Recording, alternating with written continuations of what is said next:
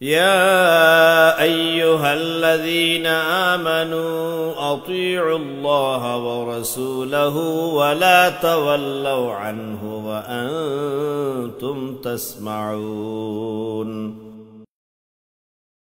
টয়লেটের সিট অপরিষ্কার, এমত অবস্থায় বসার উপায় নেই, দাঁড়িয়ে প্রস্রাব করা যাবে কিনা।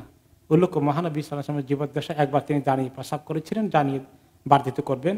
হ্যাঁ, সহিহ বুখারী হাদিসে আসছে একটা ময়লা জায়গায় প্রস্রাব করতে গিয়ে, কারণ আর কোনো দিকে কোনো ব্যারিয়ার ছিল না, খোলা মরুভূমিতে একটি জায়গায় একটু ব্যারিয়ার আছে, তিনি সেখানেই প্রস্রাব করতে যান এবং দাঁড়িয়ে প্রস্রাব করেন।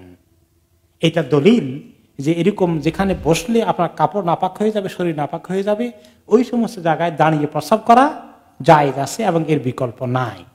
তবে যেখানে এরকম অবস্থা নয়, সেখানে দাঁড়িয়ে প্রস্রাব করা উচিত না বসে প্রস্রাব করা উচিত? অবশ্যই বসে প্রস্রাব করা উচিত। বসে প্রস্রাব করাটা এটাই সুন্নাত। আর মেডিকেল সায়েন্স, আমি একটা রিপোর্ট পেয়েছিলাম, মেডিকেল সায়েন্সে অনেকগুলো ব্যাপার বলেছে যে বসে প্রস্রাব করার মধ্যে কত ফায়দা আর দাঁড়িয়ে প্রস্রাব করার মধ্যে কত ক্ষতি, একদম মেডিকেলি প্রমাণিত।